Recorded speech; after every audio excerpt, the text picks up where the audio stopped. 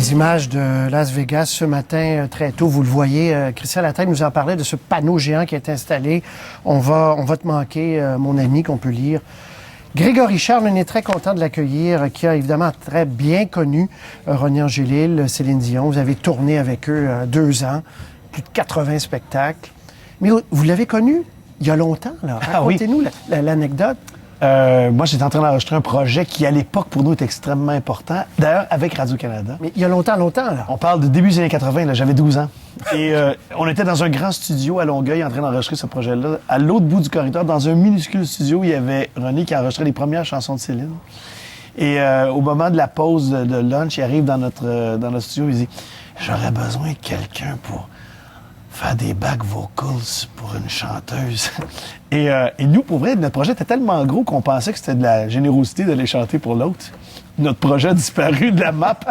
Mais elle, ça a vraiment bien marché. Et ce qui est phénoménal, c'est que après ça, bon, évidemment, Céline, c'est le projet de sa vie, là.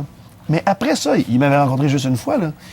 Il a toujours été intéressé à ce que je faisais. À chaque fois que je le croisais, rencontrais sur des plateaux de télé ou n'importe quoi, il me disait « Tu sais, toi, t'as un talent, il faut que tu pousses ça, cette affaire-là. » C'était pas de la frime, c'était authentiquement intéressé. Vous l'avez dit hier, et ça m'a beaucoup touché. Vous dites, il s'intéressait vraiment aux gens à qui il parlait. Il y a des grosses vedettes qui parlent que d'eux. C'était le contraire dans son cas.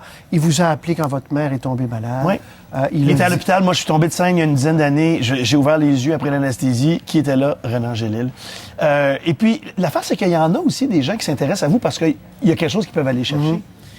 Mais c'est pas juste ça. Bien après être allé chercher puis avoir réussi à motiver tout le monde à donner son 250 % pour Céline, parce que c'est ce qu'il réussit à faire. Tous ceux qui ont travaillé avec Céline, là, on le faisait parce que Céline a un talent extraordinaire puis qu'elle est aimable puis on l'aime. Mais on le faisait aussi parce que lui, le coach de hockey, il te faisait comprendre que même si tu étais sur le 4e trio, que tu pouvais contribuer au succès de son projet. Puis on l'a tous fait et on le fait encore volontairement pour ça. Tout le monde était important, tous les musiciens. Dans quelle mesure, on l'a beaucoup souligné hier, mais il était de tous les détails.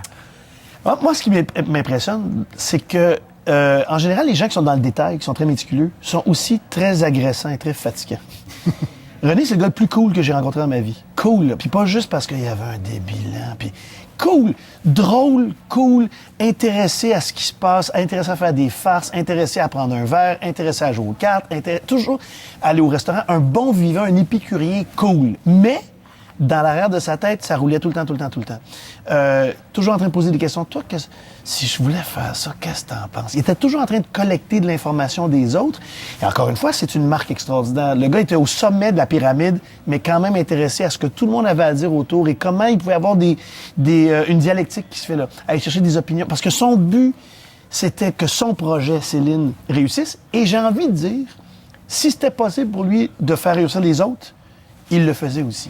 Parce que vous avez dit, sans lui, nos rêves auraient été plus petits, là. Ah, totalement. Et vous comprenez bien ce que ça veut dire. Vous exportez des spectacles. Lui, il n'y avait pas de limite, là.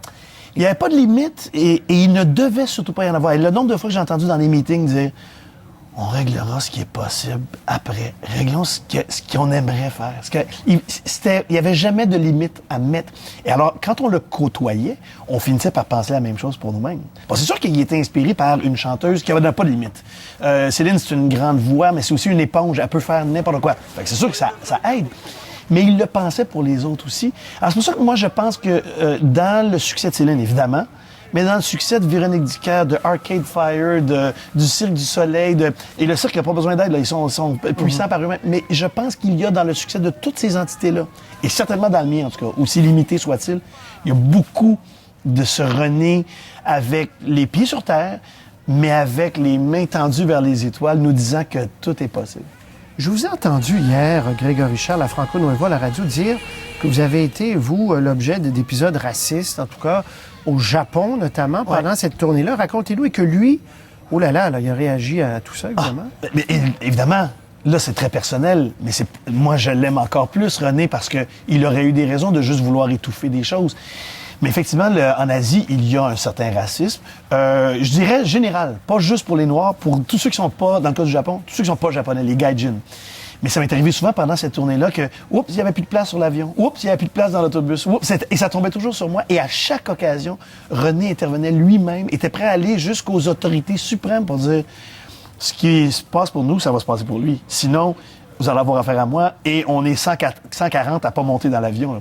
Et c'est arrivé en Asie, c'est arrivé aux États-Unis, on était sur un terrain de golf avec plein de showbiz, là.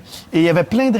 En plus, un On vous amateur de golf. interdit l'accès à un terrain de golf. Alors, on lui a fait comprendre, il y a des régions aux États-Unis où ça arrive encore, on lui a fait comprendre que on trouverait pas particulièrement le fun d'avoir un gars basané sur le terrain. Incroyable, quand même. Et sa réaction a été... Et la raison pour laquelle je le mentionne, c'est pas parce que ça me donne pas plus d'importance, c'est que, oui, la volonté de réussir, oui, le succès, oui, la ténacité, mais devant ça, il y avait la fraternité, la fidélité, les valeurs humaines.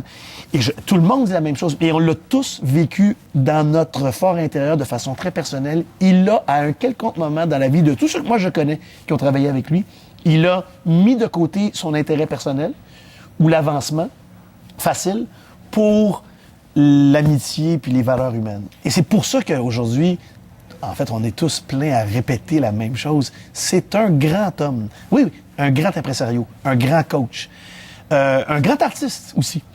Mais c'est un grand homme, surtout qu'on perd. D'une extrême sensibilité. Je ne sais pas si vous aviez revu cette entrevue qu'il a donnée à Stéphane Bureau, RDI le diffusait hier. Puis à la fin, il dit, oui, nous sommes au sommet, mais les valeurs importantes, c'est mes enfants, c'est ma famille. On ne pourra pas continuer à ce rythme-là. Je sens que je vais perdre un peu de mon âme, de ce qui est important, de mes valeurs. C'était beaucoup ça aussi. Oui, moi, je pense qu'il a vraiment toujours eu peur de ça, de se perdre. Et peut-être que pour cette raison-là, il en mettait encore plus d'être bien ancré sur Terre, d'être à l'écoute et en contact et d'être généreux. Je pense que c'était une personne généreuse de nature. Mais je pense qu'il en a mis encore plus parce qu'il fallait pas qu'il se perde. Il fallait surtout pas que Céline se perde. Chapelle ardente, jeudi, Église Notre-Dame, vendredi, les funérailles. Ça va être un moment assez intense. Je pense que ça va être un moment intense. Moi, personnellement, je vis tout ça comme une célébration. D'abord parce qu'il a souffert beaucoup à la fin puis qu'on veut jamais voir les gens qu'on aime partir. Mais c'est aussi le fun que ça dure pas éternellement, cette souffrance-là. Mais moi, je vois ça comme un moment de célébration. Son succès, c'est notre succès. Et c'est comme ça qu'il le voyait. Il savait que son succès, c'était le Québec au complet qui avait créé ça.